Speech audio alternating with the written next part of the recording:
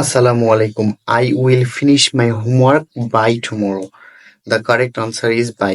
আচ্ছা, এখানে in, on অথবা অ্যাট কেন হবে না? বাই কেন সঠিক উত্তর?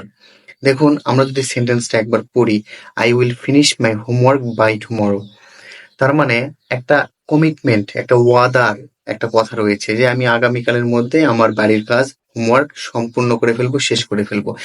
দেখুন, বাই যখন আপনি প্রিপোজিশন হিসেবে আনবেন তখন অর্থাৎ আপনি আগামীকালের মধ্যেই কাজটা শেষ করবেন, এর দেরি হবে না, অথবা এর আগেও কাজটা হতে পারে, এর আগেও আপনার হোমওয়ার্কটা শেষ হতে পারে, কিন্তু আগামীকালের পরে কাজটা আর দেরি হবে না, তখন আমরা বাই বসাবো। এখানে কমিটমেন্টের একটা কথা আছে। আচ্ছা, অন কেন হবে না? অন হয় নির্দিষ্ট কোনো দিন, যেমন on my birthday, on Monday, on Sunday, এরকমের ক্ষেত্রে অন ব্যবহার হয়। ইন কেন হবে না? ইন ব্যবহার হয় যেমন আমরা যদি বলি the movie will start in 2 hours, মানে মুভিটা 2 ঘন্টার মধ্যে শুরু হবে। তার মানে 2 ঘন্টার দেরিও হতে পারে, 2 ঘন্টার পরে দেরিও হতে পারে, এই জন্য ইন হবে না। অ্যাট কেন হবে না? আমরা ব্যবহার করি অ্যাট 5 PM, অ্যাট 4 PM। হ্যাঁ, যদি আমি একটা উদাহরণ দেই যে the class starts at 9 AM, এই যে অ্যাট একদম সুনির্দিষ্ট করে বোঝানো যাচ্ছে বা সুনির্দিষ্ট করে বলছে যে অ্যাট আমাদের ক্লাসটা বা আমাদের যে ক্লাসটা শুরু হবে ঠিক সকাল 9টায়, আমরা নির্দিষ্ট করে বলে দিচ্ছি। সেক্ষেত্রে হবে আমাদের অ্যাট, সুনির্দিষ্ট করে বলে দিচ্ছি। আর ইন কেন হবে না?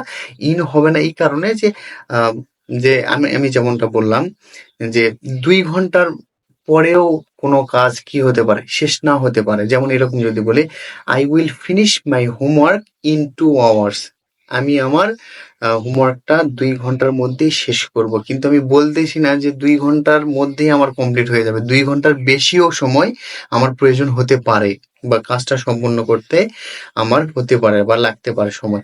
এই জন্য আমাদের ইন তখন ব্যবহার করব যে আমরা সময় একটা ব্যাপার আছে যে হ্যাঁ এই সময়টা আমার অতিবাহিত হওয়ার পরেও হতে পারে, তখন আমরা ইন ব্যবহার করবো। আর অ্যাট ব্যবহার করবো ওই এক্সাক্ট টাইম, যে বিকেল 4টা বা বিকেল 5টা বা সকাল 9টা বা সকাল 10টা, হ্যাঁ এরকমের ক্ষেত্রে।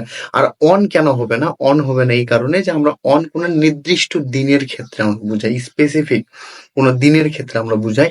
যেমন অন, যেমন on Monday, on Sunday, on my birthday, এইভাবে আমরা ব্যবহার করতে পারি।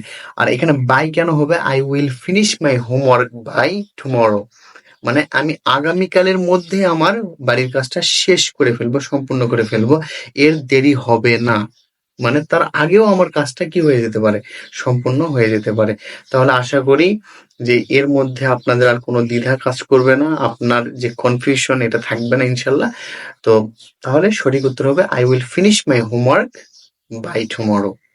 তাহলে বাই হচ্ছে সঠিক উত্তর। সো ভালো থাকবেন, সুস্থ থাকবেন, আল্লাহ হাফেজ।